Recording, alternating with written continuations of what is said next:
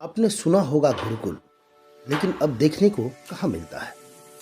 परंतु आज भी कहीं कहीं ऐसा विद्यालय है जहाँ पर गुरुकुल की परंपरा देखने को मिलती है, जहाँ पर संस्कार और अनुशासन कुट कुट कर भरे हुए हैं। आरा में मझुआ स्थित संभावना आवासीय उच्च विद्यालय इसका जीता जागता उदाहरण है, जहाँ पर शिक्षा के साथ साथ संस्कार और अनुशासन बच्चों के अंदर कुट कुट कर भरे जाते हैं, जहाँ पर बच्चों के अंदर आत्मनिर्भरता और सादगी के गुण पिरोए जाते हैं।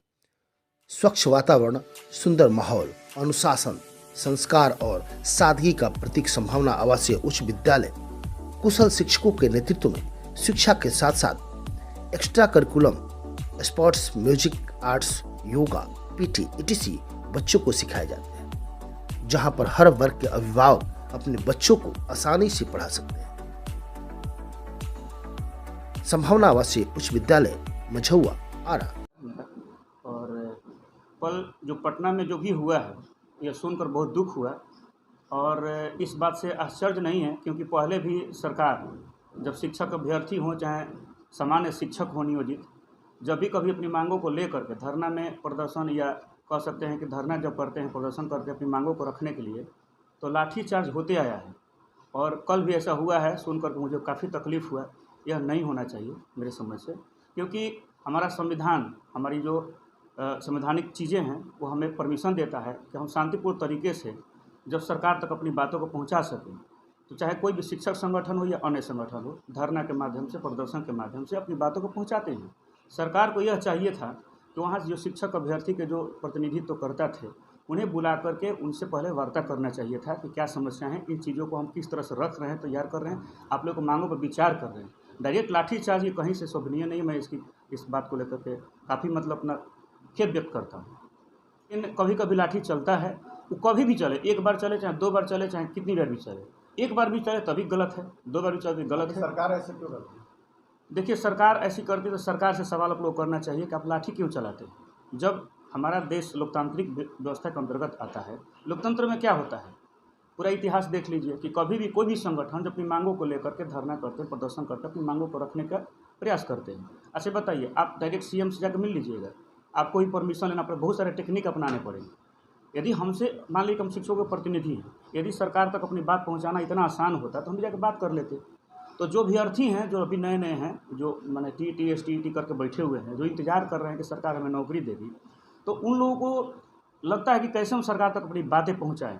और इसी बीच में जो मिसाइल को लेकर के और तरह तरह के जो नई नियमावली जो आई है, उसमें बहुत सारे ऐसी चीज़ें आ रही है बीच बीच में बार बार, जिससे पूरा शिक्षक समाज हमारा एकदम क्षुब्ध है, तकलीफ में है। और अभ्यर्थी तो मत पूछिए, बेचारे का कितना लोग का तो मैंने शादी भी तय हो गया, तो शादी कट गया, तो बड़ी दुख होता है और हंसी भी आती है सरकार पर कि कैसे काम कर रही है। जो नई नियमावली आई है उसमें जी, क्या आप कर रहे हैं? देखिए, नई नियमावली जो आई है ना, नियमावली काफ़ी पेचीदा है। ये हमारे संगठन ही नहीं, सरकार के साथ जो काम कर रहे हैं लगभग 100+ विधायक भी इस बात का खंडन कर चुके हैं, और बहुत सारे शिक्षाविद भी, कि जो नियमावली जो आई है ना, ये कहीं से भी सराहनीय नहीं है। ठीक है, क्योंकि देखिए, वर्षों से हमारे जो शिक्षक समुदाय हैं, शिक्षक हैं, वो मांग करते आ रहे हैं। स्वाभाविक है कि जो भी कर्मी होते हैं सरकार के, अपनी न्यायोचित मांगों की बात रखते हैं। हमारी मांगे थी कि जब हमको एक सामान्य शिक्षक की श्रेणी में रखे हैं, पहले देखिए 2012 के पहले मान लीजिए कि जनप्रतिनिधियों के माध्यम से शिक्षक की नियुक्ति हुई, उस सरकार का नियमावली था, हम उसको ज़्यादा डिटेक्ट नहीं करना चाह रहे हैं। 2012 में जब नियमावली आई कि नहीं, अब शिक्षकों का जो नियुक्ति होगा परीक्षा लेकर होगा। ठीक है, आपने परीक्षा लिया, तो फिर उसमें जो परीक्षा दिया उसकी क्या गलती है? वो तो परीक्षा देकर शिक्षक बने हैं, फिर भी आप बार बार शिक्षकों को अपमानित करते हैं, नियोजित वाला, ये वाला, ऐसे करते रहते। ये अच्छी बात नहीं है। एक तरफ शिक्षकों के सम्मान देने की बात करते, एक तरफ बार बार बेइज्जत करते हैं। ठीक है, कि नियोजित वाला है, इसको ये करते हैं, वो करते हैं। एक चीज़ हमारे जो सरकार ने की, सरकार जो बोलते हैं बार बार कि हम ही दिए हैं, हम ही देंगे, तो ये कोई एहसान नहीं कर रहे। सरकार का काम होता है, सरकार, ठीक है, आप ही ने दिया है, आप ही देंगे, ये सही बात है, हम इसका सराहना करते हैं। लेकिन बार बार उसको मैंने इंसल्ट करना कि ये नियोजित वाला है, ऐसे वाला है, ये तो आप खुद का अपमान कर रहे हैं। आपके लाठी बरसाएंगे, कितना गो निंदा करते हैं आप? देखिए, बिल्कुल, देखिए, हम ही नहीं करते हैं, हमारा पूरा शिक्षक संगठन, आम जनता को भी करना चाहिए। बताइए, अच्छा, गुरुजनों को लाठीचार्ज करना, जो अभ्यर्थी हैं, जो शिक्षक है, उस पर लाठीचार्ज करना कहाँ का ये न्याय है?